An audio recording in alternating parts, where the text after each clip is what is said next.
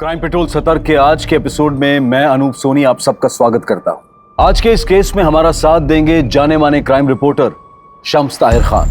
कहते हैं कि इंसान अपनी सोच की मट्टी का बना होता है।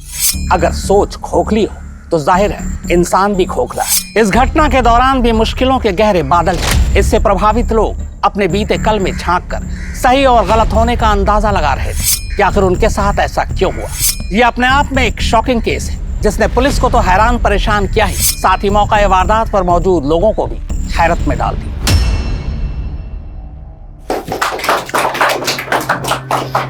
ज्वेलरी एसोसिएशन को आप जैसे क्लीन इमेज वाले प्रेसिडेंट की जरूरत थी। आप सब लोगों के प्यार और भरोसे का बहुत बहुत शुक्रिया।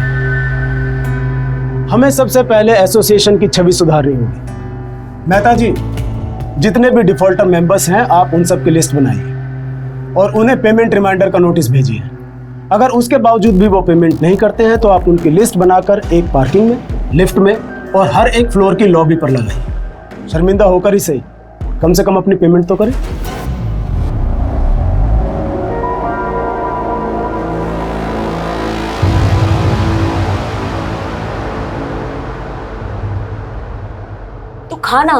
तो खा क्यों नहीं रहा है? बापू कब आएंगे माँ? 7 दिन हो गए। आ जाएंगे बेटा, तो खाना। बापू! चिंटू के बापू कहाँ गए थे इतने दिन? अस्पताल में। अस्पताल?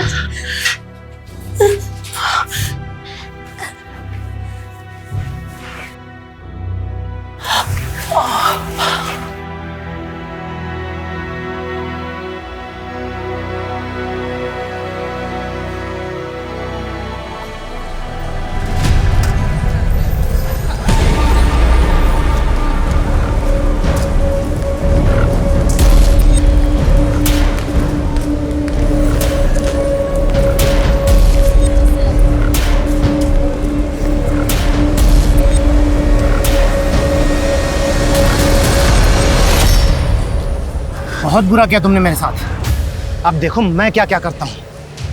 देखो प्लीज, तुम्हें जो कुछ भी बात करनी है सीधे सीधे मेरे पति से करो। इस तरह मुझे तंग करके तुम्हें क्या मिलेगा? तंग तो मैं आ चुका हूँ दुनिया से नजरें छुपाते छुपाते। अब तुम अपने उल्टे दिन गिनना शुरू कर दो।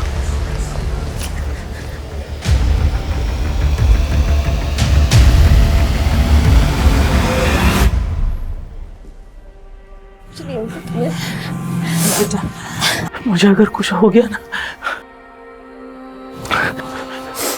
तो माँ को लेके इस पते पे चले जाना। ये बहुत अच्छे लोग हैं। जब मैं अस्पताल में था ना तब इन्हीं लोगों ने मेरा खर्चा और इलाज करवाया था।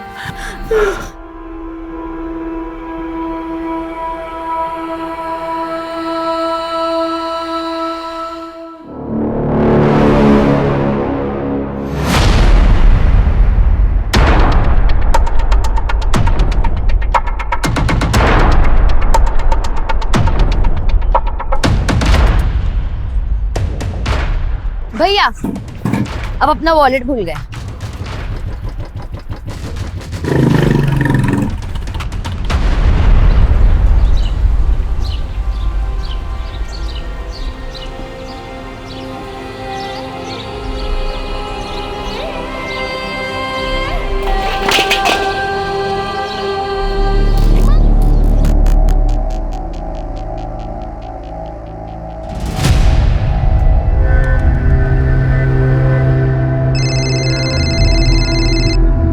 ये ले बेटा, चाय पी। थैंक यू माँ। अच्छा माँ, आप ये फोन ले जाओ, मुझे पढ़ाई में डिस्टरबेंस होता है। ठीक है।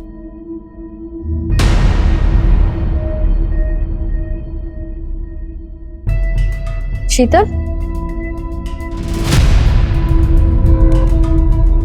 बिस्तर के नीचे क्या देख रहे हो? कुछ नहीं भाभी, वो रोहन की मार्कशीट नहीं मिल रही थी ना, मिल गई। ठीक है, जा रोहन, कंसल्टेंसी वालों से बात कर ले। जा।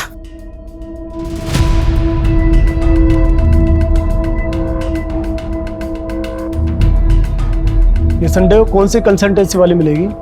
मामा संडे को ही तो सेटिंग होती है। सही बोल रहा है। चल मैं उधर ही जा रहा हूँ, तुझे ड्रॉप कर देता हूँ, आजा। हाँ हाँ।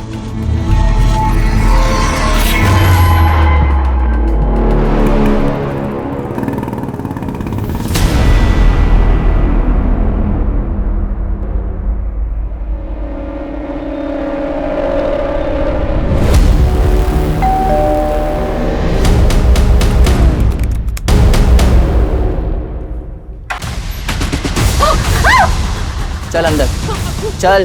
कौन है तुम लोग? आवाज नहीं, आवाज नहीं।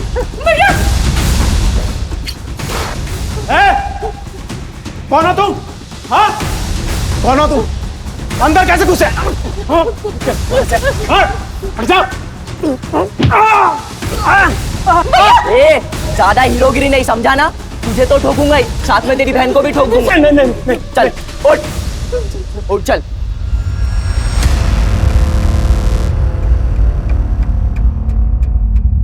अरे उषा जी, आप क्यों दूर खड़ी है?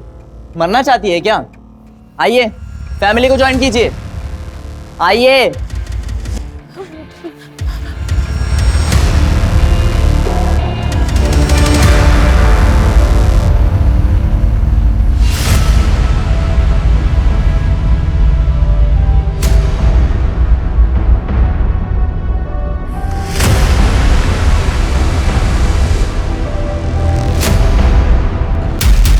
चलो फोन निकालो। मेरा फोन वहां है। मेरा फोन वहां चार्जिंग पे लगा है। मुझे अलग से निमंत्रण देना पड़ेगा? हाँ चल वैसे निकाल।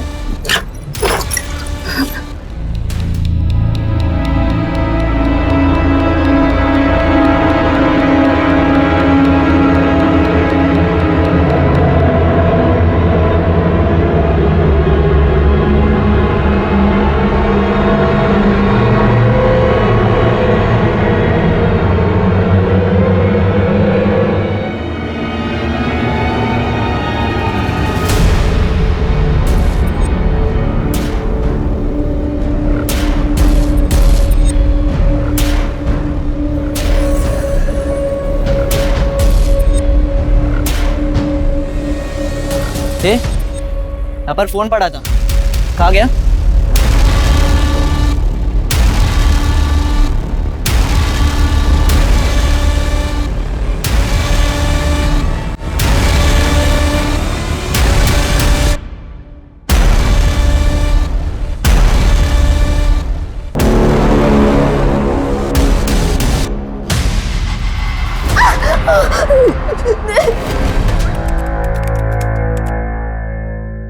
भैया घर पे गुंडे आ गए। मैं छुप कर मैसेज कर रही हूँ, पापा मम्मी बुआ को हॉस्टेज बना लिया है, जल्दी आओ। इसके बाद कोई मैसेज आया?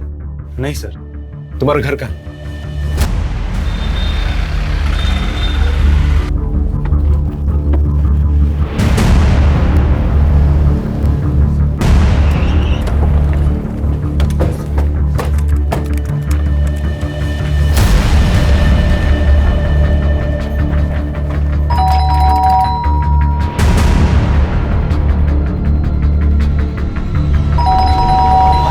बाहर पुलिस है।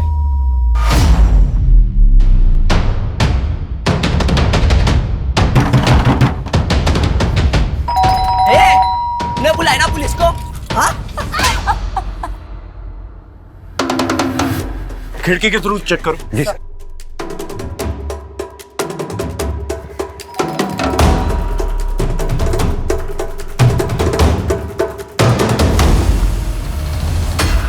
सर अंदर कुछ भी नहीं दिख रहा है, खिड़कियां बंद है, पर्दे भी लगे हुए हैं। अंदर जाने का कोई और रास्ता? सर यही एक रास्ता है। सर चारों तरफ आयरन ग्रिल लगे हुए, छत पे भी आयरन गेट। यानी आयरन कटर ही सोल्यूशन है सर। आयरन काटने जाएंगे, आवाज होगी, फैमिली मेंबर्स की जान को खतरा हो सकता। कोई और रास्ता ढूंढ होगा। भोपाल शहर का एक अप मार्केट रिहायशी मोहल्ला, जहां हर संडे की तरह लोग सुकून के पल काट रहे थे, तभी शहर के मशहूर जौहरी मोहन सिंघानिया के घर कुछ गुंडे घुस आते। आखिर उन्होंने मोहन सिंघानिया का घर ही क्यों चुना? हॉस्टेज टेकर कौन है? क्या अपने हैं या अजनबी? और सबसे बड़ा सवाल ये कि लोकल पुलिस जिसे इस तरह के केस को हैंडल करने का तजुर्बा नहीं है, क्या वो इस केस को हैंडल कर पाएगी? क्या लोग बच पाएंगे या फिर आज का संडे होगा एक ब्लडी संडे?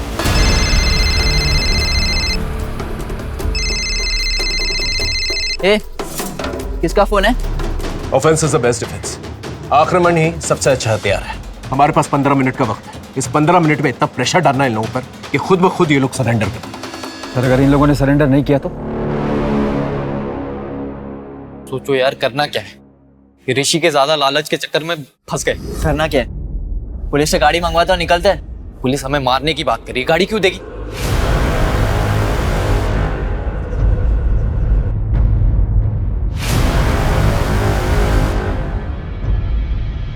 देगी ना। अभी मैसेज भेजता हूँ।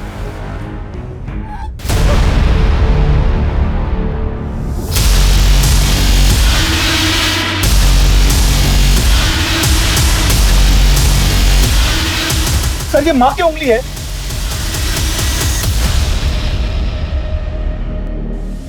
एक है इंस्पेक्टर, अभी तो एक उंगली मिली है, धीरे धीरे सबका सर मिलेगा।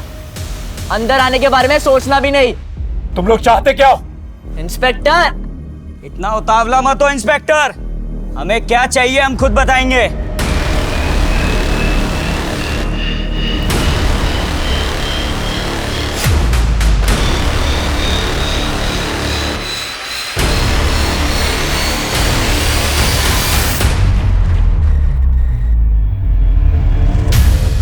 सर इनकी हरकतों से पेशावर मुजरिम लगते हैं। इनसे डील करने के लिए हमें बहुत ही सूझबूझ से काम लेना होगा।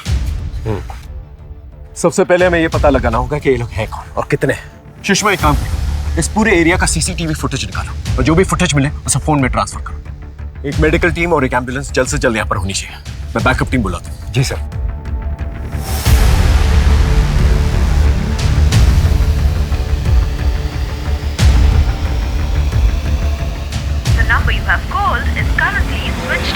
तकरीबन 2 घंटे से जानलेवा खौफनाक खेल जारी है। लोकल पुलिस बैकफुट पर है। हमें अनऑफिशियली जानकारी मिली है कि लोकल पुलिस ने एहतियातन एंटी टेररिस्ट स्क्वाड यानी एटीएस को इसकी सूचना दे दी है। एटीएस अपने नेटवर्क के जरिए हॉस्टेज टेकर्स के बारे में जानकारी जुटा रही है। लोकल पुलिस एडमिनिस्ट्रेशन के एक तबके को शक है कि हो सकता है हॉस्टेज टेकर्स आतंकवादी हो और वो हॉस्टेजेस को ह्यूमन शील्ड बनाकर शहर में कोई बड़ी आतंकवादी हरकतों को अंजाम देना चाहते हो।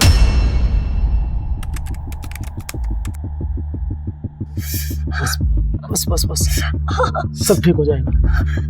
तुम घबराओ मत। बाहर कुणाल और पुलिस दोनों आ चुके हैं। ये रोहन कहाँ रह गया? हाँ? बस बस बस बस। भाई ये देख, पलंग के नीचे से खजाना मिला।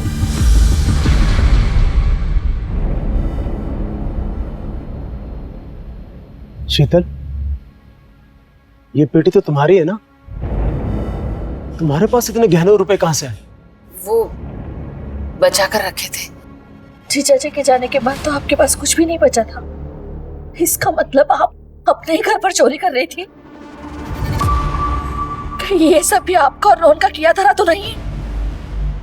अब अपने ही भाई को बर्बाद कर रही है। अब तुम दोनों लड़ना शुरू मत कर दें।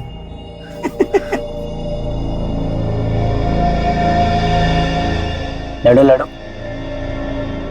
लड़ो, मजा आ रहा है। हंसता ही रहेगा या पुलिस से गाड़ी भी मंगवाएगा?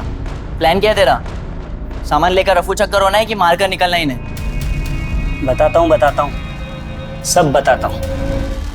तू थोड़ा सब्र तो कर, अभी तो गेम शुरू हुआ है। सब बताता हूँ क्या करना है।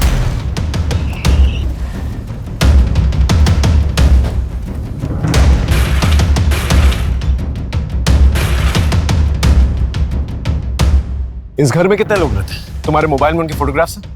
हाँ सर, मुझे लेके 6 लोग हैं। हाँ। ये पापा, मम्मी, मेरी बहन पारुल, ये मेरी बुआ है और ये उनका बेटा रोहन। घर में तो 4 लोग हैं। ये रोहन का है? सर रोहन सुबह मेरे साथ ही निकला था। मैं कब से उसका फोन ट्राई कर रहा हूँ, स्विच ऑफ आ रहा है। Sir CCTV footage.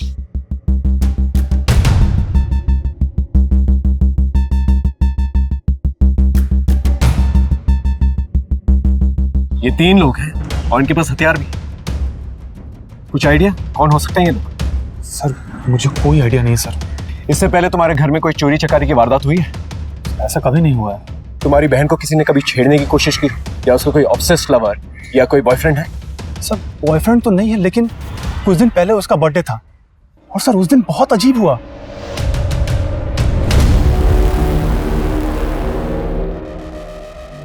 ये सब क्या है पारुल? पापा मुझे नहीं पता। क्या मतलब नहीं पता? इतना एफर्ट तो तेरा बॉयफ्रेंड ही लेगा ना। इसलिए तुझे इतनी छूट दी है? हाँ, अब से तेरा बाहर जाना बंद। पापा पापा सुनो ना।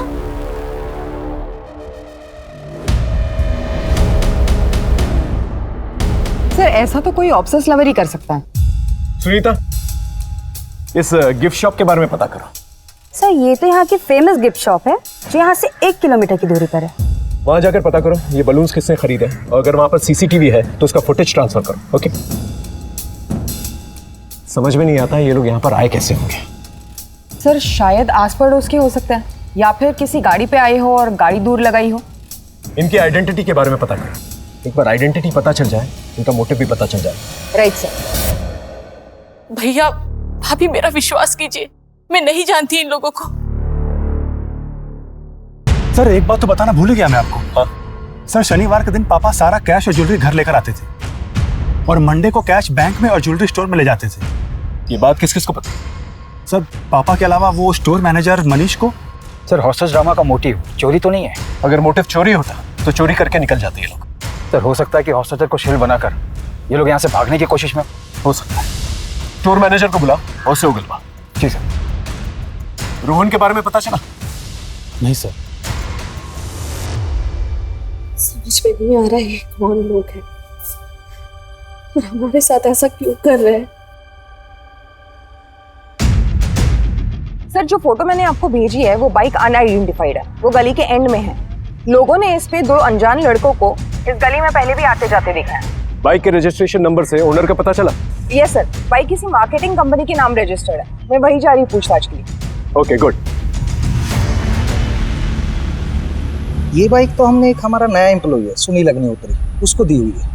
बड़ा अतरंगी सा लड़का है, जब से ज्वाइन किया तब से किसी न किसी के साथ झगड़ा गाली गलौज करता ही रहता है। इस सुनील अग्निहोत्री की फोटो है आपके पास? सर मोहन सेठ गहने और पैसे हर सैटरडे को घर लेकर जाते थे, ये बात मैंने किसी को नहीं बताई है। अगर किसी हॉस्टेज टेकर से तेरा रिलेशन निकला तो जिंदगी भर जेल में सड़ेगा तू। सुनील अग्निहोत्री और सनी। राइट सर, मैंने पुलिस रिकॉर्ड में वेरीफाई किया तो पता चला कि ये छोटी मोटी चोरी के मामलों में कई बार जेल जा चुका है। इसका घर, एड्रेस वगैरह, family members? Sir police database में जो एड्रेस है वो उस एड्रेस पर कई सालों से नहीं रहता। एक मामूली चोरी करने वाला इंसान इतना बड़ा खतरा उठा एक पूरी फैमिली को हॉस्टेज क्यों लेगा भला?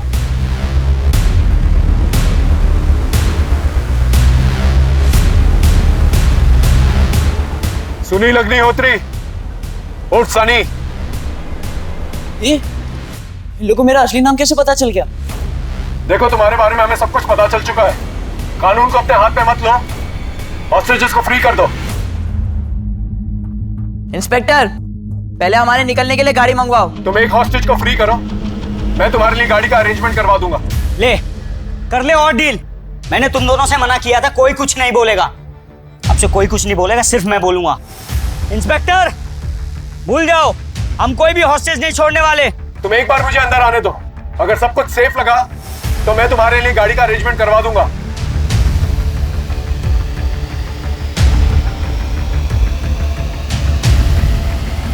अच्छा ठीक है, ये पीछे जो लेडीज खड़ी है ना, हाँ ये वाली, इसको अंदर बेचो और इसके हाथ में कोई हथियार नहीं होना चाहिए, नहीं तो अंदर कोई बचेगा नहीं। सर मैं जाने के लिए तैयार हूँ। तुम दोनों भी अपने मास्क पहन लो।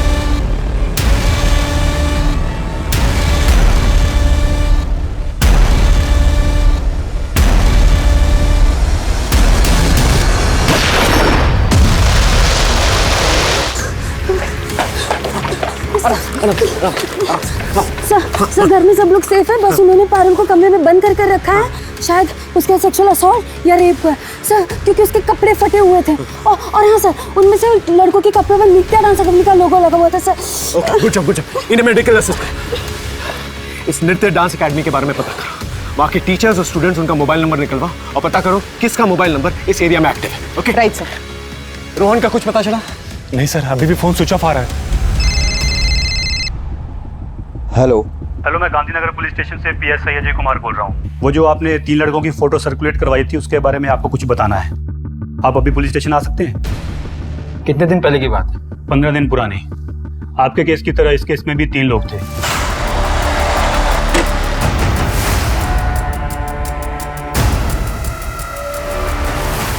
अरे क्या कर रहे हो आप? तो इन दोनों केसेस में कॉमन लिंक एक ही है, क्रिमिनल्स 3 हैं और विक्टिम बाय प्रोफेशन ज्वेलर है। राइट सर, लेकिन इस केस में उन्होंने लूटपाट की और टेंशन होने पर मर्डर करके निकल गए, लेकिन यहाँ तो अपनी जान जोखिम में डालकर अटके। ये तो रवि सर के भाई हैं, यहाँ पर आते जाते रहते हैं। रवि मतलब कोरियोग्राफर? Yes ma'am. मैम वो 20 साल के हैं, उन्हें रियलिटी शो में डायरेक्ट एंट्री चाहिए, इसलिए पैसे कमा रहे हैं। मुझे कैसे भी करके इस वीक में 2 लाख रुपए चाहिए। उन पैसों से मेरी रियलिटी शो में डायरेक्ट एंट्री हो जाएगी, और जो भी क्लासेस और प्राइवेट ट्यूशन आया आप मेरी हेल्प करो। जरूर। रवि और सनी भाई हैं, और रवि को 2 लाख की जरूरत थी, लेकिन अगर कुणाल की माने तो इस घर में 1-2 करोड़ आराम से होने चाहिए।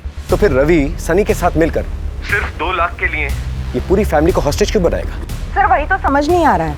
उसके किसी तीसरे दोस्त के बारे में पता चला? नहीं सर, एकेडमी में उनके तीसरे दोस्त के बारे में कोई कुछ नहीं जानता। सर मैं लोकल मार्केट में सिंघानिया फैमिली के बारे में इंक्वायरी कर रहा था, तो ये सब्जी वाला मिला, कुछ बताना चाहता है। बोलो। सब एक आदमी मेम साहब का पीछा कर रहा था और वो मेम साहब का हाथ भी मरोड़ रहा था। फिर मेम साहब डर के मारे भाग गई थी। उस आदमी को इस एरिया में पहले कभी देखा है? जी हाँ साहब, 1-2 बार मेम साहब और घर की तरफ नजर रखते हुए देखा। उसकी शक्ल याद है? उसका स्केच बनवा सकते हो? जी हाँ साहब, बना सकते। स्केच बनवा लो। अरे कहाँ जा रहे हो? अंदर जाना मना है। अरे भाई मैं यहीं पे रहता हूँ। रोहन, उसे अंदर आने दो, आने दो। कहाँ थे इतनी देर से? सर मैं वो कंसल्टेंट के पास गया था। तो फोन क्यों बंद था? सर वो माँ बार बार मुझे फ़ोन करती, इसलिए मैंने फ़ोन स्विच ऑफ कर गया था। लेकिन सर बात बताए ना, क्या हुआ है यहाँ पर? सर ये देखिए, गिफ्ट शॉप का CCTV फुटेज।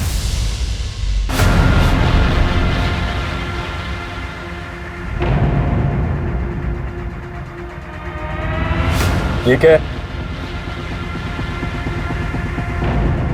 वो बलून तूने लगाए थे? ये बलून क्यों लगाए थे? सर वो मैं चिढ़ गया था। सर जब भी मुझे पैसों की ज़रूरत होती थी तो मुझे मामा मामी से मांगने पड़ते थे, जबकि पारुल और कुणाल खुद से ही पैसे निकाल लेते थे, और ऊपर से पारुल मुझे चिढ़ाती रहती थी। इसलिए मैंने वो बलून वाला प्लान किया था। उसके बाद उसका घर से बाहर जाना बंद हो गया था। वो बलून वाले ड्रामे के बाद ये हॉस्टेज वाला ड्रामा भी तूने ही किया है ना? रवि और सनी को कैसे जानता? कौन सनी रवि? सर मैं किसी को नहीं जानता। देख झूठ मत बोल, सच बता, कितने लोग इन्वॉल्व हैं इसमें? तेरी माँ को पता है इसके बारे में? अब क्या बातें कर रहे हो सर? मैं सच कह रहा हूँ, मैं किसी को नहीं जानता सर। इसका फोन लो, गाड़ी में बिठा, लेके जाओ सर।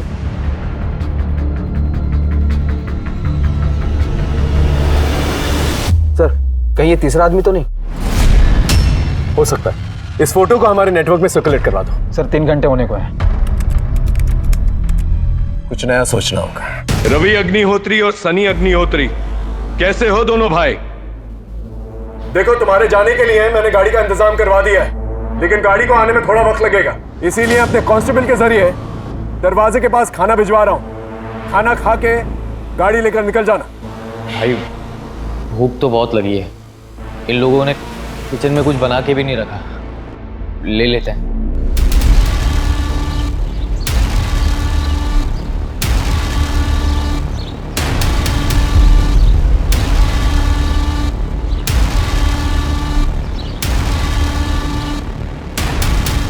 भाई लोग खाना आ गया यार, बहुत भूख लगी है।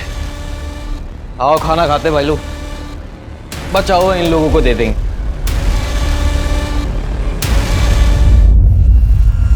उषा, इंस्पेक्टर, तुमने हमारे साथ गेम खेला है, हमें बेहोश करना चाहते थे, इसकी भरपाई तुम्हें करनी ही पड़ेगी।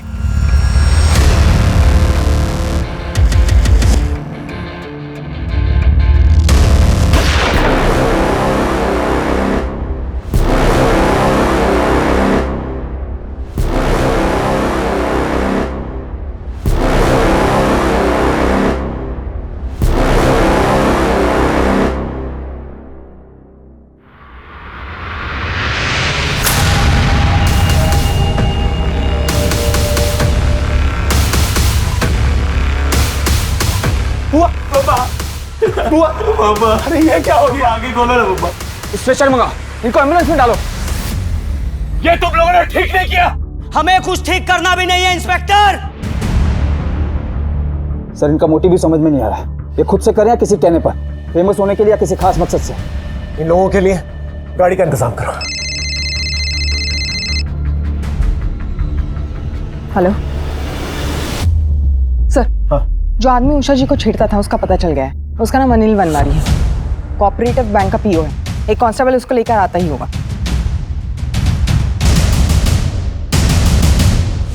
बैंक पीओ ना? तेरी तो बहुत पहचान होगी। ये हॉस्टेज का प्लान तेरा था? सर अगर इतना बड़ा प्लान मेरा होता तो मैं इतनी आसानी से पुलिस के हाथ में नहीं आता। देख मेरा दिमाग ऑलरेडी खराब है। उषा सिंघानिया को क्यों धमका रहा था? सर गलती हो गई मेरे से। मैं उनके लोन का गारंटर बना था और मुझे लगा उन्होंने लोन पे नहीं किया, पर ऐसा नहीं था। और बैंक मैनेजर ने उनका विश्वास जीत के उनसे पैसे ले लिए और मैनेजमेंट से बोल दिया कि उन्होंने पैसे नहीं दिए। इसी बात पे मैनेजमेंट ने मुझे नौकरी से निकाल दिया। मैं तो सर सिर्फ अपना गुस्सा निकाल रहा था। इसके स्टेटमेंट को क्रॉस वेरीफाई करो। जब तक क्रॉस वेरीफाई नहीं होता ना, इसे थाने में रखना। ठीक है जाओ। सरकार में जीपीएस ट्रैकर लगा दिया है जिससे इनके लोकेशन का पता चलता रहे। आसपास के पुलिस चौकी को भी अपडेट कर दिया है। वो लोग मौका मिलते ही रोड स्पाइक करेंगे, टायर पंक्चर हो जाएगा और हम इन्हें गिरफ्तार कर लेंगे। रवि, सनी, गाड़ी आ चुकी है। हॉस्टेजेस को छोड़ दो और गाड़ी लेके निकल जाओ।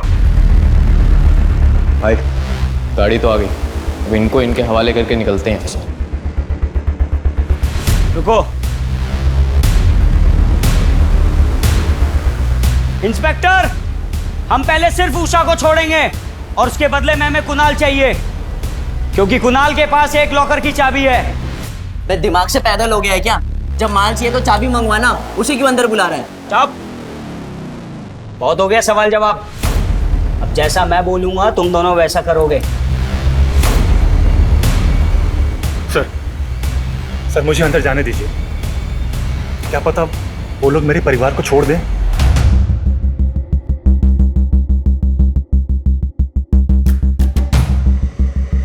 तुम्हारे आसपास जो भी बातें होंगी हम सुन पाएंगे, अकॉर्डिंगली एक्ट कर पाएंगे। ओके, हम लोग यहां से कुणाल को भेज रहे हैं,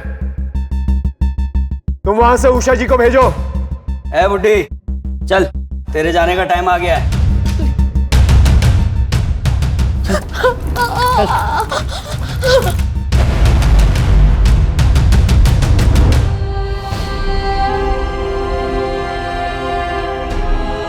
अंदर आ, बाप के साथ भी तो रोना है थोड़ा।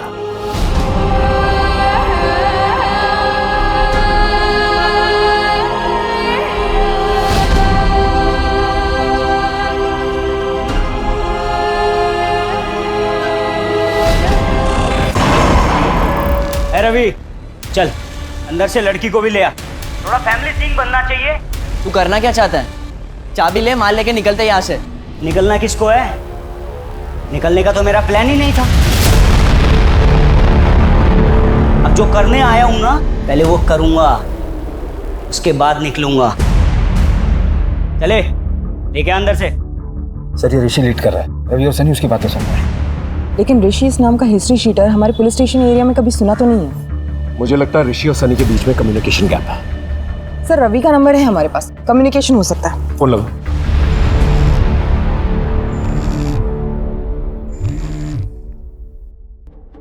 मैं सीनियर इंस्पेक्टर जयदीप सिंह बोल रहा हूँ। हम लोग अच्छी तरह से जानते हैं तुम इस घर के अंदर सनी के साथ चोरी के इरादे से गए थे। हमें उषा जी ने सब कुछ बता दिया और ये भी जानते हैं कि शीतल के मर्डर में तुम लोगों का कोई हाथ नहीं है। देखो तुम हम लोगों के साथ कोऑपरेट करो, दरवाजा खोल दो। मैं वादा करता हूँ मैं और मेरी टीम तुम्हें कुछ नहीं होने देंगे। किससे बातें कर रहा है? हाँ?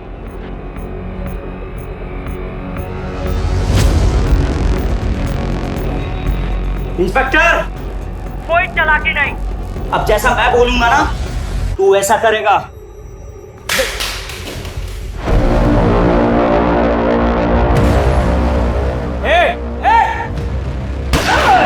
रवि, ए सनी, समझा अपने भाई को। अगर मैं चाहता ना तो ये गोली उसके सीने के आर पार होती। ऋषि, तुम आखिर चाहते क्या? सच का सामना। कैसे होगा सच का सामना? डॉक्टर कौशिक रस्तोगी को यहाँ लेके आओ, वरना वरना वरना मैं एक एक करके सबको मार दूंगा। ये डॉक्टर कौशिक कौन है? डॉक्टर कौशिक यहाँ के बहुत बड़े सर्जन है सर। ठीक है, उन्हें कांटेक्ट करो और जल्द से जल्द यहाँ पर बुला के लेके आओ। Right, okay. माइक लगाया तुमने? आवाज तो आ रही होगी। क्या हुआ इंस्पेक्टर? हम डॉक्टर कौशिक को कांटेक्ट करने की कोशिश कर रहे हैं। हेलो सर, मैं हॉस्टेज साइड से पीएसआई अशोक शर्मा बोल रहा हूँ। हॉस्टेज शेखर ने आपसे मिलने की डिमांड रखी है, वरना वो हॉस्टेजेस को जान से मार देंगे। हॉस्टेज कौन है? ज्वेलर मोहन सिंघानिया और उनकी फैमिली। मैं तो उनका सालों से फैमिली डॉक्टर हूँ। उषा जी, छत के अलावा घर में घुसने का कोई और रास्ता है जहां पर रॉड काटने की जरूरत न पड़े?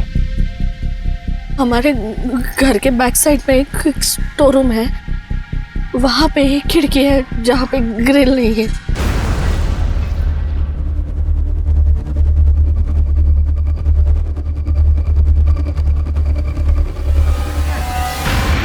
अब ये बताओ तुम इनसे चाहते क्या हो? तुम मुझसे क्या चाहते हो? क्यों इन लोगों के लाइफ के साथ खेल रहे हो तुम? जब तुम और मोहन लोगों की जिंदगी के साथ खेलते थे तब ये सोचते थे। तुम क्या बोल रहे हो? मुझे कुछ समझ में नहीं आ रहा। तुम नहीं बोलोगे, ये तुम्हारी सच्चाई बोलेगा। बोल, अगर बेटे की जान बचाना चाहता है ना तो बोल बोल।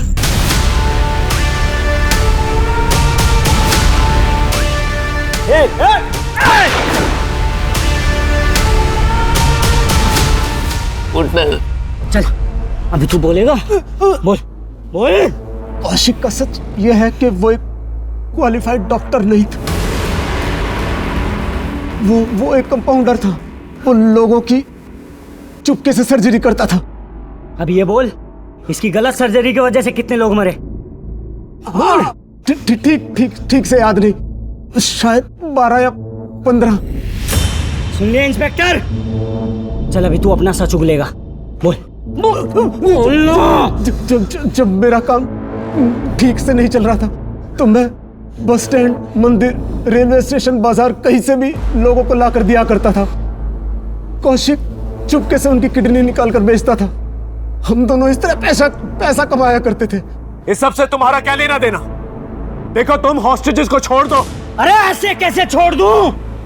आज के दिन के लिए तो इतनी मेहनत की, मोहन के घर और ऑफिस के चक्कर काटे।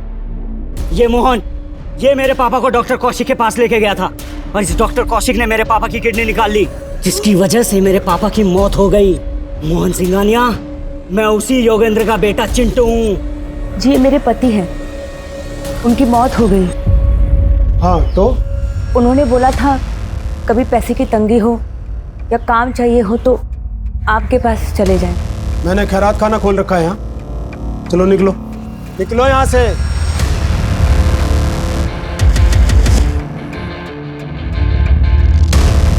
योगेंद्र याद है, जिसके हमने किडनी बेची थी?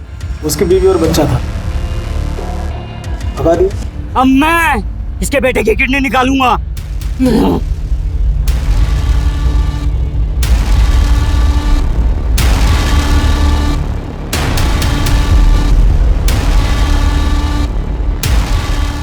Sir, all clear.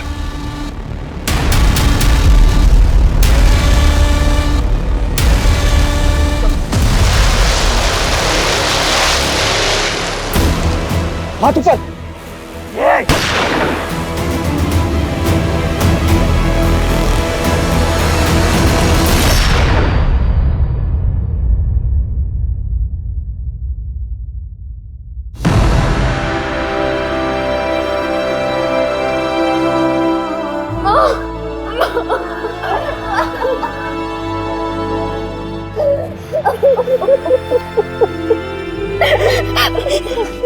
Oh,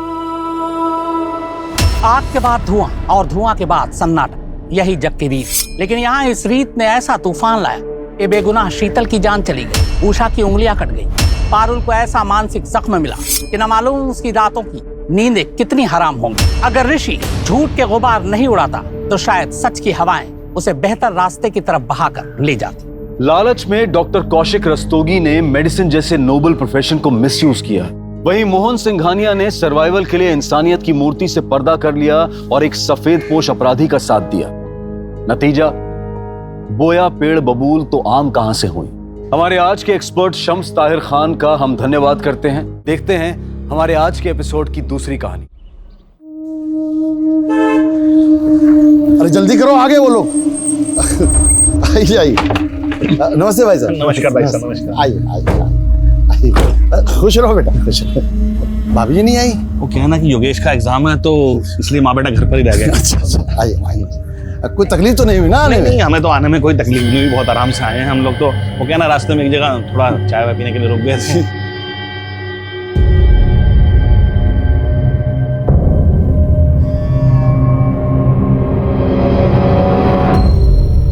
भाई साहब, अब तो रत्नेश को दिल्ली में सरकारी आवास भी मिल गया है। बस हम चाहते हैं कि इसकी जल्द से जल्द शादी हो जाए। वैसे इसमें नहीं, 32 साल का होने वाला है। भाई साहब, अगर आप शादी नहीं करेंगे तो फिर हम कब करेंगे? सही सोचा आपने। कुछ लेन देन की बात करनी है तो कर लेते हैं। अरे भाई साहब, रत्नेश के लिए हमें आपकी बिटिया नीलम बहुत अच्छी लगी। बस 6-7 दिन का हमें वक्त दीजिए। बस हम भी अच्छी तरह से सोच विचार कर लें और घर जाकर इसकी माँ से बात कर लें, फिर बताते हैं आपको।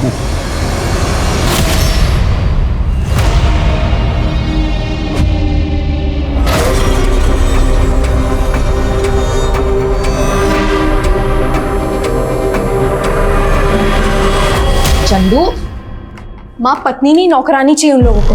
नीलम बेटा, इतना काम तो हर औरत को करना पड़ता है, और यहाँ अपने घर में सब काम नहीं करती हो क्या तुम? हाँ, पर अपने घर में काम करने पे दहेज थोड़ी देना पड़ता है। ब्याह के बाद उनका घर ही तुम्हारा अपना घर होगा, और जो भी लेकर जाओगी तुम्हारे ही काम आएगा ना। एक नंबर के लालची है वो लोग। और वो लड़का लगभग 14 साल बड़ा है हमसे। सिर्फ 14 ही साल बड़ा है ना? तुम्हारी अम्मा को देखो, 15 साल छोटी है हमसे, पर निभाया ना उसे सब कुछ। कभी कोई अनबन हुई हमारे बीच? और रही बात दहेज की, वो तुमको नहीं ना देना है, वो हम देख लेंगे कैसे करना।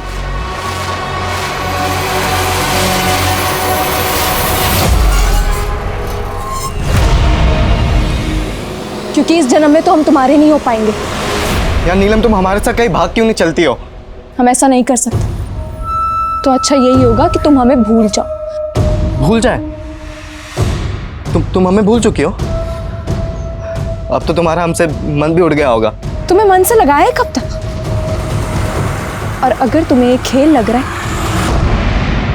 तो खेल ही सही, क्योंकि हम अपने पापा के खिलाफ नहीं जा सकते। चलो, नीलम की शादी का आधा खरीदारी तो हो गया, 2-3 दिन में बाकी भी हो जाएगा। तुम्हें परेशान हो रही थी, हम तो पहले से ही कह रहे थे सब हो जाएगा समय। चंदू, जरा मदद कर, ये मिठाइयाँ फ्रिज में रख दे, और कल उनके आने से पहले सब खत्म मत कर देना। अरे नीलम, एक कप चाय बना दे बेटा। दीदी तो घर पे नहीं है।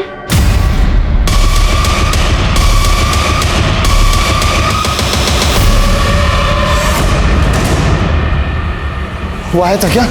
नहीं तो।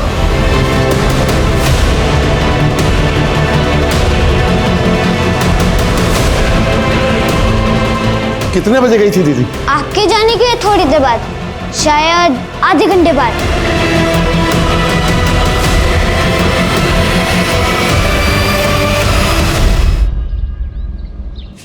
अरे हरीश, माधव, जल्दी जल्दी चलो, पीआई साहब को फोन करो और थाने बुलाओ। जी सर।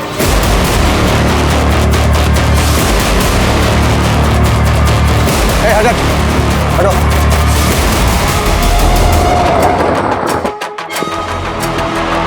आइए सर, ये देखिए सर। लड़की के गले पे 2 मार्क हैं। शायद इसका पहले गला दबाया गया और उसके बाद इसको लटका दिया गया। रस्सी वहां बंधी हुई है। इस लड़की के पैर जमीन से तकरीबन 5 या 6 फीट ऊपर झूल रहे थे।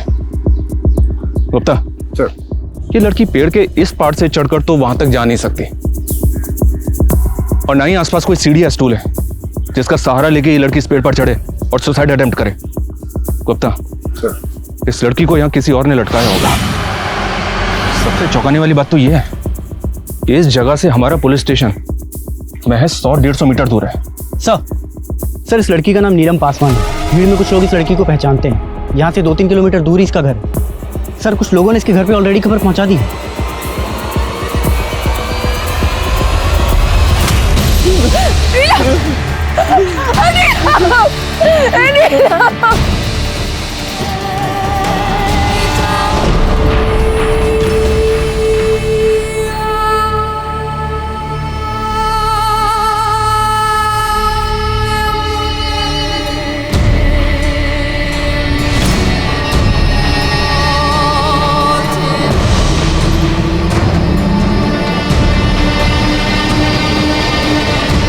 आप लोगों का दुख हम समझ सकते हैं, लेकिन हमारी बेटी आत्महत्या नहीं कर सकती साहब, हत्या हुई है उसकी। वो तो हमको भी ऐसा ही लग रहा है, पर आपको किसी पे कोई शक? विकी राजपूत, उसी ने मारा हमारी नीलम को। हम कहे थे ना कि हम आपकी बेटी नीलम से शादी करेंगे, तो फिर काहे उसे किसी और के साथ जबरदस्ती बांध रहे आप? तुम्हारी बकवास बंद हो गई है तो अब निकलो यहाँ से, नहीं तो हमको पुलिस को खबर करना पड़ेगा।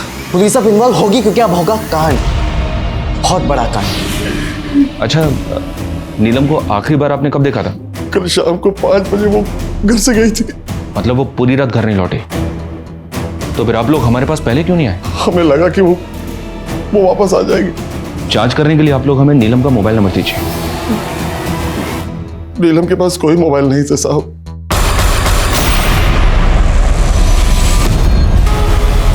देखिए, हमारा बेटा विकी हमारे साथ नहीं रहता है, वो आसपास के किसी दूसरे गांव में रहता है। आसपास के गांव में किसके साथ रहता है, कहाँ रहता है, ये तो पता होगा ना? हमें कुछ नहीं मालूम इस वक्त वो कहाँ है। 24 घंटे के अंदर अंदर अगर वो थाने में हाजिर नहीं हुआ ना, तो पूरे परिवार को अंदर डाल दूंगा।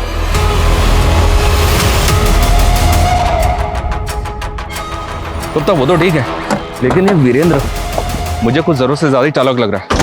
इसके बारे में पता करना पड़ेगा। बातुर सर, उस एड्रेस के बारे में कुछ अपडेट? हाँ सर, विक्की के बाप ने हमें जो एड्रेस दिया था, विक्की उस एड्रेस पे नहीं रहता सर। और सर, वो ज़मीन जहाँ पे हमें नीलम की लाश पेड़ से लटकी हुई मिली, वो ज़मीन भी विक्की और उसके बाप के नाम ही है। वैसे ये दोनों बाप बेटे हैं तो दबंग, कहीं ऐसा तो नहीं कि ये कांड करने के बाद ये हमें ही चैलेंज कर रहे हो? इस विकी के लिए लुकआउट नोटिस जारी कर। ये लड़का मुझे जल्द से जल्द अंदर चाहिए।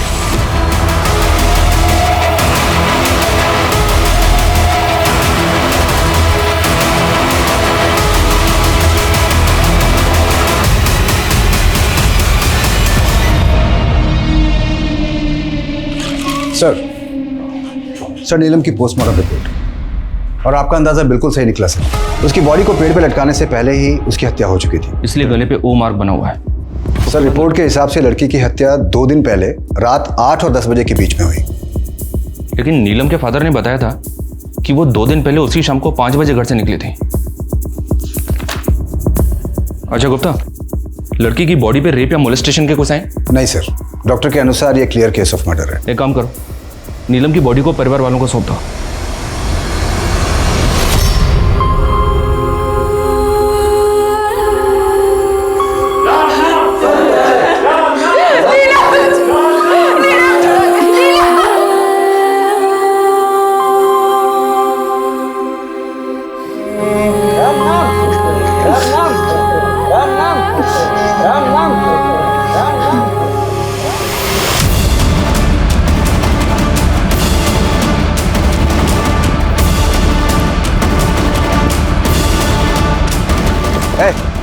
चल, hold on, hold.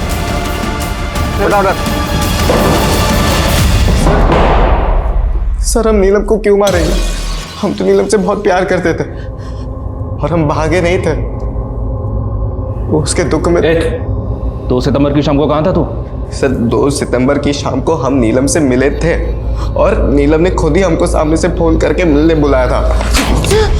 नीलम के बाप ने हमें बताया कि उसके पास फोन नहीं था, और तू बोल रहा है कि खुद नीलम ने तुझे फोन करके बुलाया था। ऐसे कैसे फोन नहीं था नीलम के पास? हमारी और नीलम की जब भी बात होती थी फोन पर ही होती थी, और उस शाम को असल में नीलम ने हमको सामने से फोन करके मिलने बुलाया था। अभी समय मिला तुम्हें हमें फोन करने का? आज क्यों हमारे घर पे आके हमारे पापा को धमकी देकर गए हो? क्योंकि तुमने अपना फोन बंद रखा था, इसलिए हमें तुम्हारे घर पर आना पड़ा, समझे? और अभी हमारे पास आ रहे हो या हम दोबारा आए तुम्हारे घर पे तुम्हें लेने के लिए?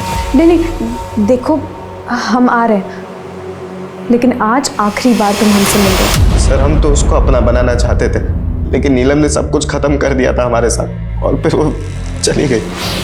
नीलम के वहां से जाने के बाद वो कहाँ गई, किससे मिली, क्या हुआ क्या नहीं हुआ, हमें सच्ची कुछ नहीं पता। मतलब तू सच ऐसे नहीं उगलेगा? मारो उसको। सच्ची कह रहे। विकी के फोन में ये नंबर नीलम के नाम से सेव्ड है। विकी के फोन में ये नंबर नीलम के नाम से सेव है, पर हो सकता है ये नंबर किसी और का हो। पता करो ये नंबर किसके नाम पे रजिस्टर्ड है। सर। हेलो, हम नीलम के हत्यारे बोल रहे हैं। नीलम के हत्यारे? कौन बोल रहा है? हमारा परिचय जानने का कोशिश भी मत कीजिएगा, बस इतना समझ लीजिए कि हमको पकड़ना इतना आसान नहीं होगा। हेलो सर, कौन था फोन पे? पता नहीं, बोल रहा था कि वो नीलम का हत्यारा है और हम उसे कभी नहीं पकड़ पाएंगे। पर सर जब विकी राजपूत हमारे पास है तो फिर ये फोन पे कौन होगा जो अपने आप को नीलम का हत्यारा बता रहा है? ये कोई बहुत बड़ा गेम हो सकता है गुप्ता। तुम एक काम करो, जल्दी से पता करो ये नंबर किसके नंबर है। सर।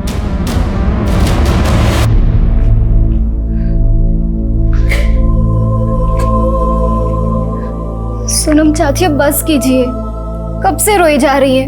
देखो मैं खाना लाई हूँ, थोड़ा सा खा लीजिए। और अब देखना पुलिस वाले उस हैवान को ढूंढ निकालेंगे। पूरे गांव में सबसे पूछताछ कर रहे हैं। बस आप हिम्मत मत हारना। पता नहीं उस दरिंदे ने हमारी नीलम के साथ क्या क्या किया होगा। क्या क्या किया होगा? क्या क्या किया होगा मतलब? सर डिटेल्स मिल गई है। जिस नंबर से आपके फोन पे कॉल आई थी वो एक फेक आईडी से लिया हुआ नंबर है। और सर विकी के फोन में जो नंबर नीलम के नाम से सेव्ड है वो नीलम के नाम पे रजिस्टर्ड है। तो फिर नीलम के फादर ने हमें ऐसा क्यों बोला? नीलम के पास कोई मोबाइल नहीं था साहब। सर नीलम के फादर संजय पासवान की कॉल लॉग तो और भी इंटरेस्टिंग है। ये देखिए, संजय पासवान की कॉल लॉग में हमें नीलम के भी कॉल्स मिले हैं। इसका मतलब ये संजय पासवान हमसे नहीं बताएगी। अरे छोड़िए, हमको छोड़िए, हम चुप रहने वाले नहीं हैं। एक मिनट, ये क्या तरीका है? हाँ क्या हुआ? हमें आपसे एक बात पूछनी, हमारी बेटी के बदन पे जगह जगह निशान क्यों थे? उसकी जान की हड्डी क्यों टूटी थी? हमारी बेटी का बलात्कार भी हुआ था क्या? बलात्कार? हाँ साहब, गुंजन ने खुद अपनी आंखों से देखा था। हम तो बिल्कुल होश में नहीं थे। हमारी बच्ची को हमने कफन में ही देखा, लेकिन गुंजन ने उसे अच्छे से देखा था साहब। शमशान जाने के पहले नीलम को उसी ने तैयार किया था।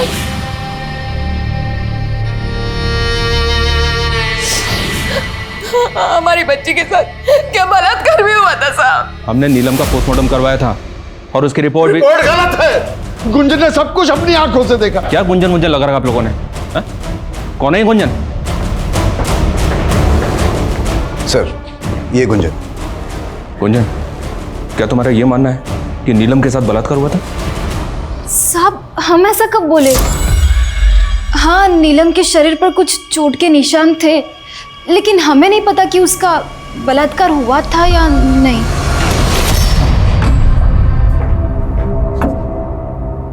गुंजन से बात की हमने, उसने तो हमसे कहा कि उसने आपको ऐसा कुछ भी नहीं बताया कि नीलम का रेप हुआ था या नहीं।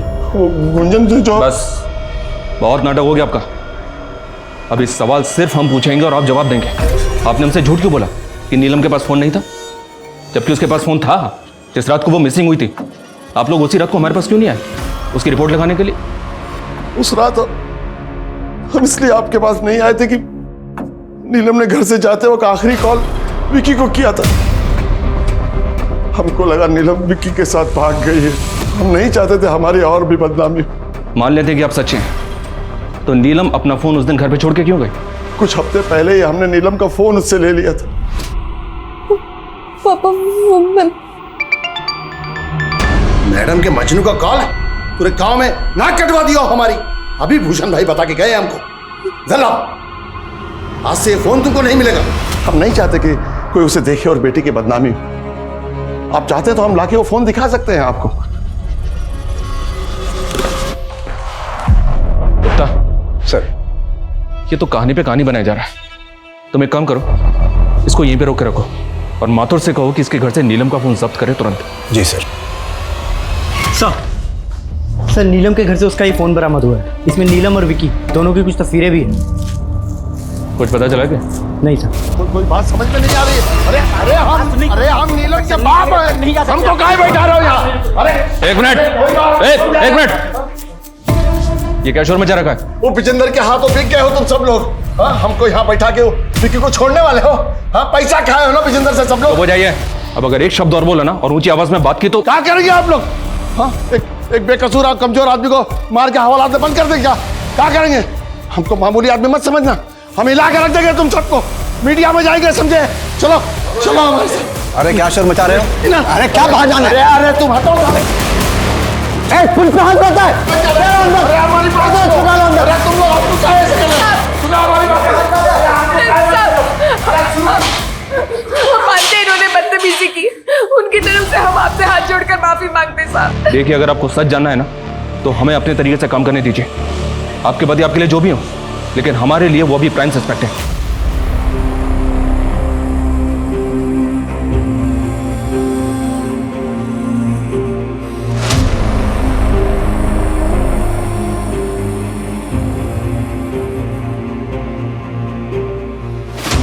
इस केस में पुलिस ने जितनी भी कोशिशें की थी, उन सभी कोशिशों से अब तक वो किसी भी नतीजे पर नहीं पहुंच पा रहे थे। नीलम के पिता संजय पासवान और उसका बॉयफ्रेंड विक्की राजपूत दोनों ही लॉकअप में बंद थे। गांव में होने वाली एक बड़ी राजनीतिक रैली की वजह से इस केस की इन्वेस्टिगेशन पर एक पूर्ण विराम सा लग गया था। वहीं दूसरी तरफ नीलम की मां सोनम पासवान हार मानने वालों में से नहीं थी। उनकी हिम्मत जरूर टूटी थी, लेकिन उनके हौसले अब भी बुलंद थे। अरे यार, इतनी जल्दी इस गांव में आ गए, 3 दिन बाद रैली है, अभी से इस गांव में क्या करेंगे हम लोग?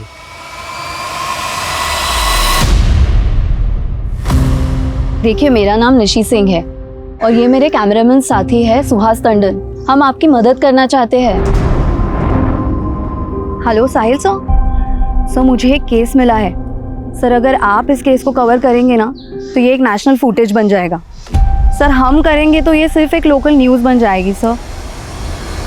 पत्रकार निशी सिंह एक राजनीतिक रैली कवर करने के लिए जिस गांव में गई थी, उस गांव में उसे दिल दहलाने वाली और एक मार्मिक कहानी मिली, जिसमें एक 18 साल की लड़की को मारकर अब ऐसी जगहों पर राजनीतिक रैली करने का क्या फायदा जहां पर इंसानियत दिन दहाड़े फंदे पे लटकी हो। संवाददाता निशी सिंह ने इस केस के बारे में जो जानकारी इकट्ठा की है, उसके मुताबिक पुलिस का शक नीलम पासवान के बॉयफ्रेंड विक्की राजपूत और उसके पिता संजय पासवान पे है। लेकिन आखिर इस केस की सच्चाई क्या है? क्या वाकई में विक्की राजपूत ने नीलम की हत्या की है, या नीलम के पिता संजय पासवान का इस केस से कोई लेना देना है? आइए चलते हैं संवाददाता निशी सिंह के पास। नीलम पासवान की मौत ने पूरे देश को हिलाकर रख दिया है। आज ऑपोजिशन पार्टी के नेता श्री कुंदन मेहता नीलम पासवान की मां से मिलने आए हैं, जो यहां पुलिस स्टेशन में कई दिनों से बैठकर अपनी बेटी के लिए न्याय मांग रही है। नीलम पासवान केस में एक महत्वपूर्ण खबर। नीलम पासवान केस अब Delhi rape and murder case में चर्चित रहे IIA के सीनियर ऑफिसर आदिल खान के हवाले कर दिया गया है।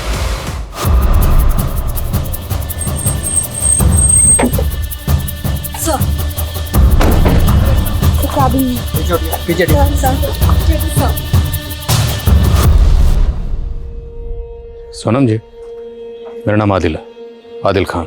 मैं इस केस का नया इन्वेस्टिगेटिंग ऑफिसर हूँ। सबसे पहले तो मैं आपसे हाथ जोड़कर माफ़ी मांगता हूँ जो आपके और आपके परिवार के साथ ज्यादती है और आपकी बेटी को इंसाफ मिलने में देरी हुई। पर मैं आपको यकीन दिलाता हूँ, अब आपकी बेटी को इंसाफ मिलकर रहेगा। अब आप बेफिक्र होकर अपने घर जाइए। आपकी बेटी को इंसाफ मिलेगा, ज़रूर मिलेगा और जल्द मिलेगा।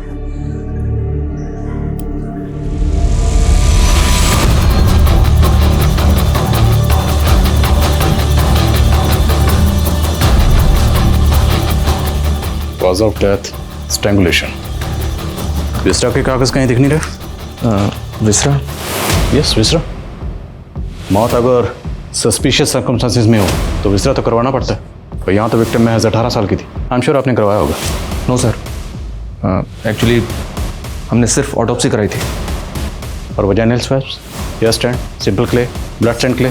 ये केस सिंपल मर्डर का था, इसलिए हम लोगों ने ये सब जरूरी नहीं समझा। सिंपल मर्डर केस तो अभी तक सॉल्व क्यों नहीं हुआ? अब विक्टिम की मां आपके थाने के बाहर हड़ताल पर बैठी है, विक्टिम की तस्वीर लेके इसे इंसाफ दिलवाने के लिए। इंसाफ क्यों नहीं मिला? Next time think before you speak. Extremely sorry sir, लेकिन आपको जो भी मदद चाहिए हम करेंगे। फिलहाल तो हमें विक्टिम के कपड़े चाहिए जो मौत के वक्त उसके बदन पर थे। Sure sir.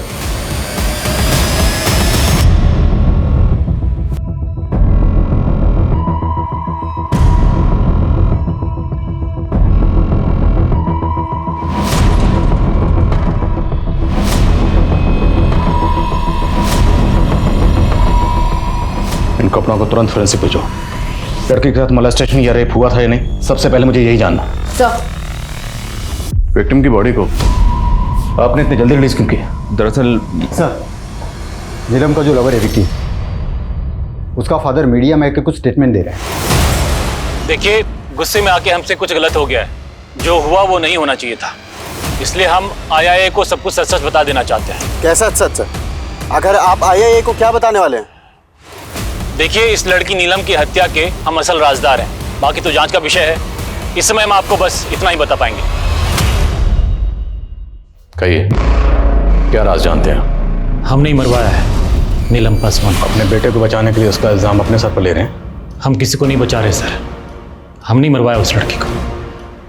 उस लड़की के कारण हमारा बेटा हमारे हाथ से निकला जा रहा था और हमने इंस्पेक्टर अखिलेश श्रीवास्तव को फोन करके चुनौती दी थी। दरोगा जी, हम नीलम के हत्यारे बोल रहे हैं। प्लान तो अच्छा था, लेकिन महज आपके कह देने से या एक फ़ोन कॉल से कुछ बदलने वाला नहीं है। आपका बेटा नहीं बचेगा। जाने दो इन्हें, ये हमारा वक्त बर्बाद करने आए हैं। 4 लोगों से बलात्कार करवाए थे हम नीलम पासवान का। इस गजेंद्र राजपूत की बातों पे मुझे रत्ती भर यकीन नहीं हो रहा। हो ना हो, ये अपने बेटे को बचाने के लिए सारा इल्ज़ाम अपने सर पर ले रहा है। तभी पुलिस ने जब इसके बेटे को अरेस्ट किया, इसने पुलिस को फ़ोन करके चैलेंज किया। और एक बात, ये सब कुछ हमारे आने के बाद ही क्यों कबूल कर रहा है? अब इतना बेवकूफ़ तो होगा नहीं कि किसी को मारेगा और उसकी लाश को अपनी ज़मीन में टांगेगा। ये केस जितना सीधा लग रहा था उतना सीधा है नहीं।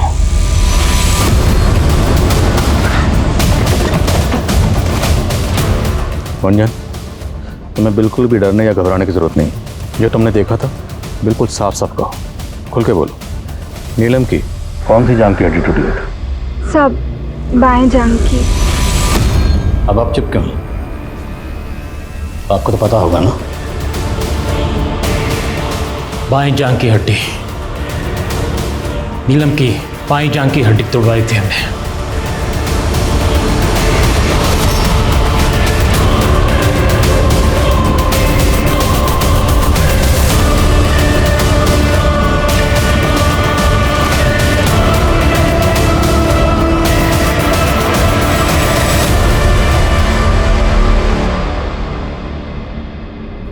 पापा,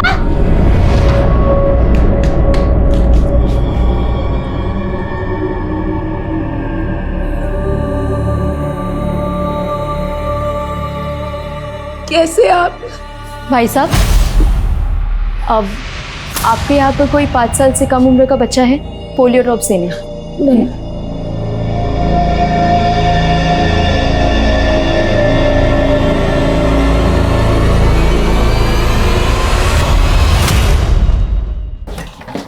सर, नीलम के कपड़ों की फॉरेंसिक रिपोर्ट आ गई है। इस पे 4 अलग अलग लोगों के डीएनए मिले। इससे साबित होता है कि 4 लोगों ने नीलम का बलात्कार किया था। 4 लोग? मतलब विजेंद्र सही कह रहा था? 4 लोगों से बलात्कार करवाए थे हम नीलम पासवान का। नीलम की पोस्टमार्टम रिपोर्ट किस डॉक्टर ने बनाई थी? सर, लड़की का कत्ल हुआ था। तो लड़की अपने पूरे होशाहवास में थी, लड़की का गला दबाकर उसे मारा गया और लड़की ने सेल्फ डिफेंस में कोई फाइट बैक नहीं किया, right? Yes sir. And I am sure आपने विक्टिम के ब्लड सैंपल तो लिए होंगे? या मैंने लिए थे। उसमें किसी तरह के इंटॉक्सिकेंट के ट्रेसेस? नो, ब्लड टेस्ट में तो सर ऐसा कुछ भी नहीं निकला था। कोई ऐसा नशीला सब्सटेंस नहीं निकला था। अब मुझे एक बात समझाइए, अगर किसी शख्स का गला दबाकर उसे मारने की कोशिश की जाए और वो शख्स अपने पूरे होशो-हवास में हो, तो क्या वो सेल्फ डिफेंस के लिए हाथ पैर नहीं मारेगा, कुछ भी नहीं करेगा? और आपने अपनी पोस्टमार्टम रिपोर्ट में रेप को रूल आउट किया, जबकि फोरेंसिक रिपोर्ट ने कंफर्म किया है कि विक्टिम के साथ 4 लोगों ने रेप किया था। और आपकी रिपोर्ट में ऐसा कुछ नहीं। क्यों? क्योंकि आपने अपना ज़मीर बेच दिया। बंटी, आबिद, गुड्डू और मुन्ना, ये चारों हमारे साइट पर दिहाड़ी पर काम करते थे। ये चारों अब कहाँ पे? पता नहीं। हमने चारों को पैसे दिए थे और कहा था कि लड़की के साथ जो चाहे करना, फिर उसको मार के 2-4 हफ्तों के लिए कहीं गायब हो जाना। आखिर वो कौन है जिसने नीलम की पोस्टमार्टम रिपोर्ट को मैनिपुलेट किया? हमें उस शख्स का जल्द से जल्द पता लगाना होगा। हाँ श्रीवास्तव।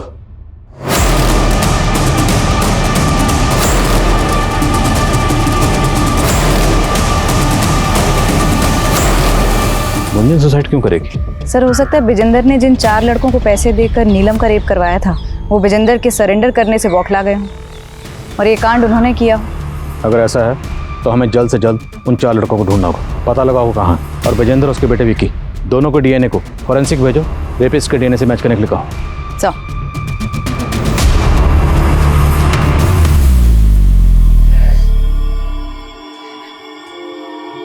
चंदू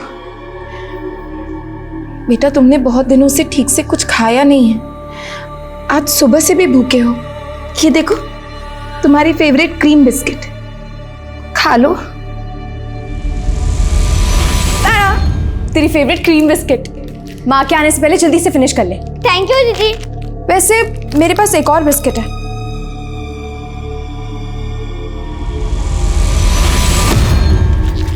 हमें नहीं खाना बिस्किट, हमें बस दीदी चाहिए, उनको ले आओ। सर इन 4 लड़कों का कहीं भी पता नहीं चला है। लोकल बस अड्डे से लेकर रेलवे स्टेशन तक सब जगह छान मारा। सर लगता है अब इनके ऑफिशियल रिकॉर्ड्स खंगालने पड़ेंगे, तभी इनके घर का पता निकलेगा। इलेक्शन कमीशन, मनरेगा और आधार कार्ड, इन सब ऑफिसेज में छान मारती हूँ सर। गुड। और सर एक और बात, विजेंद्र राजपूत और उसका बेटा विक्की राजपूत, इन दोनों के डीएनए रेपिस्ट के डीएनए से मैच नहीं किए।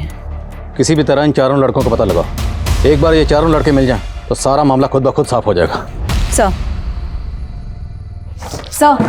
बंटी, आबिद, गुड्डू और मुन्ना, इन 4 नामों के 55 लोग चंदौली की वोटर्स लिस्ट में रजिस्टर्ड हैं। सर हो सकता है इस लिस्ट में वो 4 लोग भी शामिल हो जिनकी हमें तलाश है। इन सबको विजेंद्र को दिखाओ और इसमें से वो 4 लोग आइडेंटिफाई करवाओ जिसे भागने के लिए विजेंद्र ने कहा था।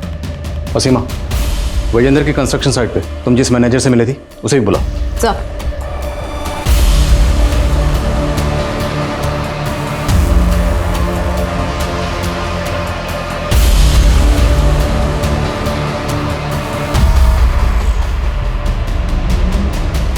सर विजेंद्र ने इन 4 मजदूरों को आइडेंटिफाई किया जिनको उसने भगाया था।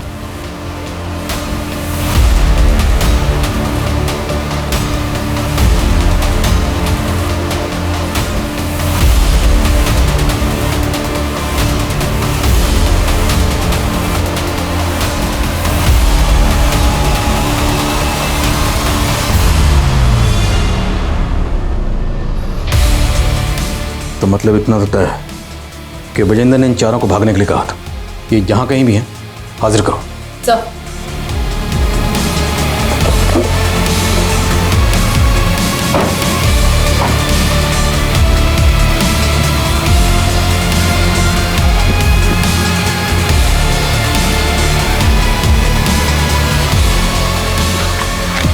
अरे मैडम, अरे बैठा से गाड़ी। अरे मैडम मैंने किया क्या मैडम?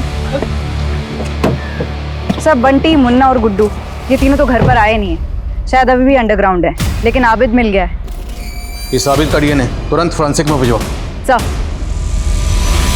साहब हमने किसी का बलात्कार नहीं किया साहब। हमें तो ये भी पता नहीं था कि आप लोग हमें ढूंढ रहे हैं। तो फिर भागे क्यों थे?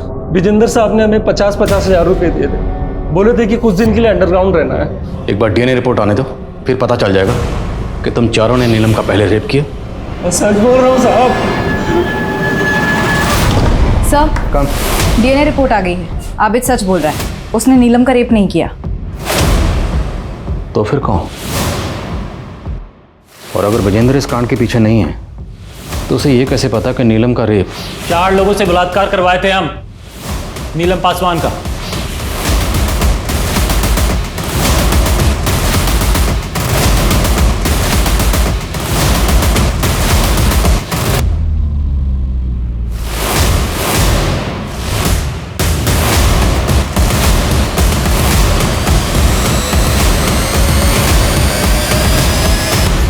ये विकी तो बार बार यही कह रहा कि इसने नीलम के साथ कुछ नहीं किया, जबकि नीलम को आखिरी बार इसी के साथ देखा गया था। तो ये जानना ज़रूरी है कि नीलम और ये आखिरी बार एग्जैक्टली कहाँ मिले थे।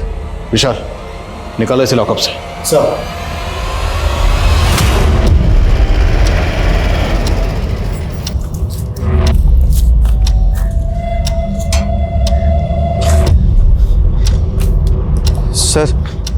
मैं और नीलम आखिरी बार यहीं पर मिले थे। उसके बाद नीलम इस गेट से होते हुए अपने घर की तरफ चली गई थी। तो 2 सितंबर की शाम को नीलम को आखिरी बार यहाँ देखा गया, 3 किलोमीटर दूर है। तो इस दौरान कहीं ना कहीं किसी ना किसी ने कुछ तो देखा होगा। आसपास अच्छे से पूछताछ करो। सर, नीलम के केस में लोकल पुलिस 30 से भी ज्यादा दिनों तक किसी भी नतीजे पर नहीं पहुंच पाई थी और अब इस केस में आईआईए की एंट्री को भी 2 हफ्ते से भी ज्यादा का समय बीत चुका है। लोकल पुलिस और आईआईए द्वारा इस केस के तमाम एंगल्स को टटोला जा चुका था, लेकिन आखिर नीलम की मौत का राज क्या था? इन तमाम सवालों के बीच एक सवाल पूरे देश के जहन में चल रहा है कि क्या नीलम को कभी इंसाफ मिल पाएगा या उन तमाम केसेस की तरह नीलम का केस भी हफ्ते, सालों, महीनों तक चलता रहेगा? क्या आईआईए किसी नतीजे पर इस केस में पहुंच पाएगी? दीदी, ये दोनों प्रेगनेंसी की गोलियां हैं, सुबह और रात को।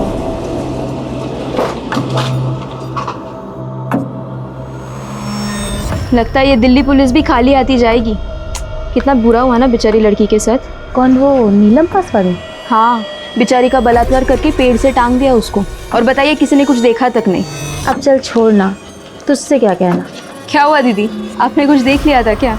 इस सब के पीछे ना किसी बड़े आदमी का हाथ है। तुझे तो पता ही है, रात में गांव में 9-10 बजे के बाद एकदम सन्नाटा हो जाता है और उसके बाद कोई भी गाड़ी निकलती है तो साफ सुनाई देती है उसकी आवाज़। उस दिन भी निकली थी एक गाड़ी यहीं से, बस उसके आगे बम्पर नहीं था। कब? इस वाले रास्ते से? हाँ। ये लोग भी ना, पता नहीं इनको कि लोगों को मारने में क्या मजा आता है। चलिए आप ख्याल रखिए, मैं चलती हूँ। कंफर्म है ना? यस सर, उस रात को एक रेड कलर की सेडान कार देखी गई थी। अगर हम उस रास्ते को फॉलो करें तो शायद हमारे हाथ कुछ लगे। सर, हमें इसी रास्ते को फॉलो करना है। अगर उस रात यहाँ इस इलाके में कोई गाड़ी आई थी तो वो इसी रास्ते से आगे गई होगी। विकी ने भी यही कहा था कि नीलम मुझसे मिलने के बाद इसी रास्ते से अपने घर गई थी। हो ना हो, इस रास्ते से हमें इस केस की कोई ना कोई लीड जरूर मिलेगी। सबसे पूछते रहो।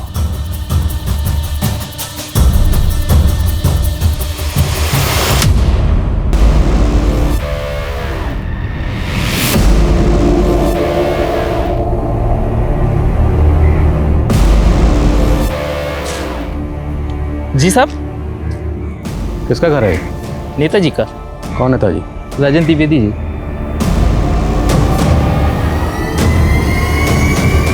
और ये गाड़ी, ये भी उनकी है? जी साहब। 2 सितंबर को तो साहब यहाँ आए ही नहीं थे। कुछ आइडिया कहाँ गए थे? ये तो नहीं पता, शायद लखनऊ गए थे। ठीक, शुक्रिया।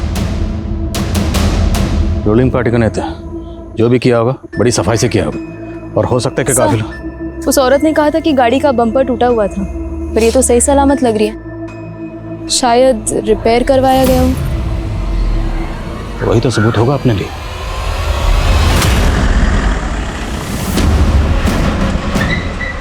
अरे साहब सुनिए। कौन है आप? पब्लिक सर्वेंट राजन द्विवेदी जी, आपकी कार का एक्सीडेंट हुआ। जल्दी से इंश्योरेंस क्लेम करके उसे रिपेयर के लिए भेजना। So being a public servant, हमारा फर्ज बनता है कि आपकी खिदमत करें और आपकी खिदमत में ये कोर्ट के ऑर्डर। सर, कार का तो इंश्योरेंस क्लेम हम पहले ही कर चुके थे, फिर आप नेताजी को कहाँ ले जा रहे?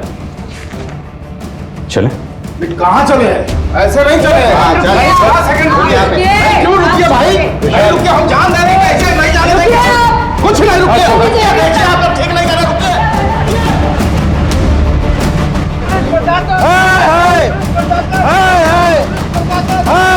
नहीं चलेगी, नहीं चलेगी। पुलिस की जाती नहीं चलेगी, नहीं चलेगी, नहीं चलेगी। नहीं चलेगी, नहीं चलेगी, नहीं चलेगी। चलो, फोन काहे नहीं उठा रहे? उठा लीजिए, आपको पता चल जाएगा कि हम कौन हैं। नेताजी, जिस दिन आपकी गाड़ी का इंश्योरेंस क्लेम हुआ, ठीक उसी दिन नीलम पासवान की लाश पेड़ पे लटकी हुई मिली। ये महज इत्तेफाक तो नहीं हो सकता। जब तक डीएनए रिपोर्ट फाइनल नहीं बन जाती, आपके ब्लड सैंपल्स हमारी निगरानी में रहेंगे। और एक बार डीएनए रिपोर्ट आने दीजिए, फिर देखता हूँ। ऑफिसर, ये क्या बकवास कर रहे हो तुम? अभी तो बकवास सामने। साहब, बेमतलब परेशान कर रहे हैं नेताजी को। उस लड़की का रेप हमने किया है। नेताजी, अपने पालतू से कहिए भौंकना बंद करें। अब आपको कोई नहीं बचा सकता। तूने रेप किया? एक बार डीएनए रिपोर्ट आने दे, सब साफ हो जाएगा रेप किसने किया है।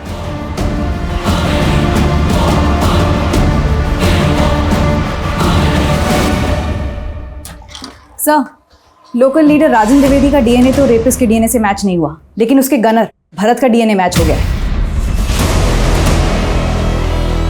भरत का? तो मतलब नीलम के साथ जिन 4 लोगों ने रेप किया उनमें से एक रेपिस्ट ये भरत है। बाकी 3 रेपिस्ट कौन है? साहब, उस रोज मेरी छुट्टी थी तो मैं सुबह से बैठ के पी रहा था, फिर सोचा कि मैं शाम को फार्म हाउस चला जाऊंगा। साहब, मैं अक्सर जाया करता था वहाँ पार्टी करने। साहब, मैं वो नशे की हालत में निकल गया। मैं गाड़ी चला रहा था मैं, और अचानक वो लड़की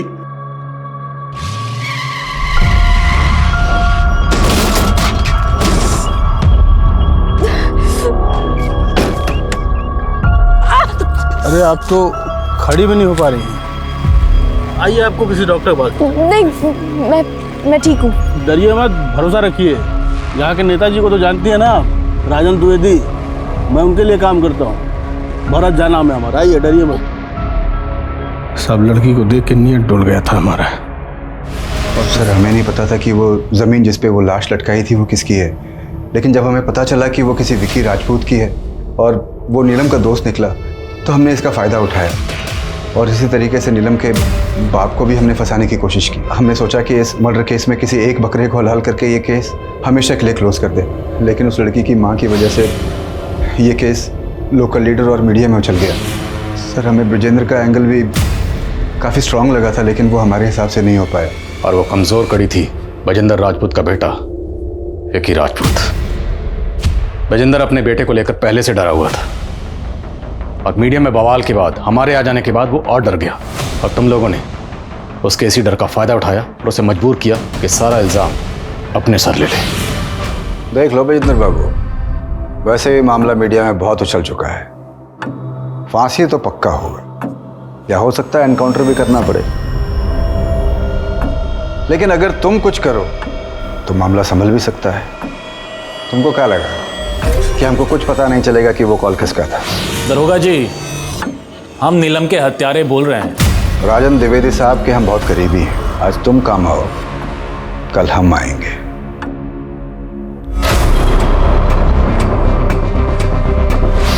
और गुंजन के साथ क्या किया? सर बताता हूँ।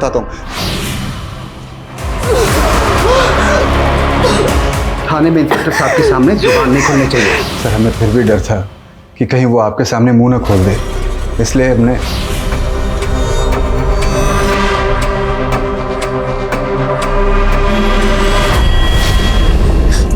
सब आपने बुलाया?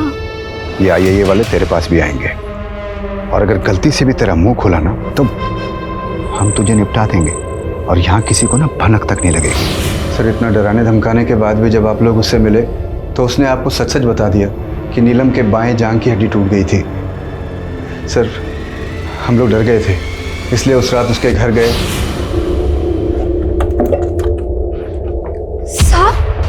साहब, हमने वो अफसर लोगों को कुछ भी नहीं बताया। ठीक है, अब तक नहीं बताया तो इसकी क्या गारंटी है कि आगे भी नहीं बताओगी? माधुर,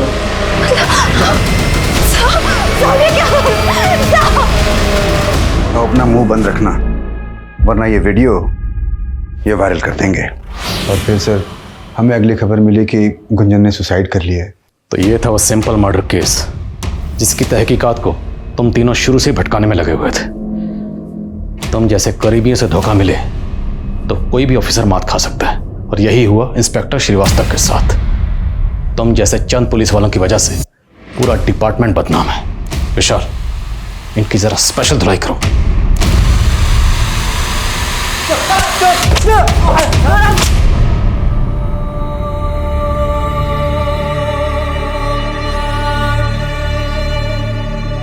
हमारे देश में कई बार ऐसे मामले सामने आते हैं जिसमें कानून के रखवालों ने कानून का मजाक बना दिया।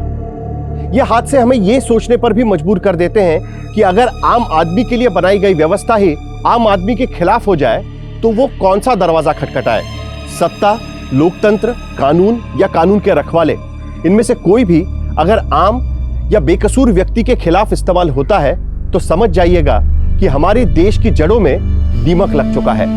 इस केस के सभी अक्यूज्ड इस वक्त जुडिशियल कस्टडी में हैं और IIA ने एक वाटर टाइट केस तैयार किया है ताकि समाज के सामने हमारी न्याय व्यवस्था का एक सही उदाहरण पेश किया जा सके और आम जनता के मन में कानून को लेकर विश्वास फिर से पैदा किया जा सके।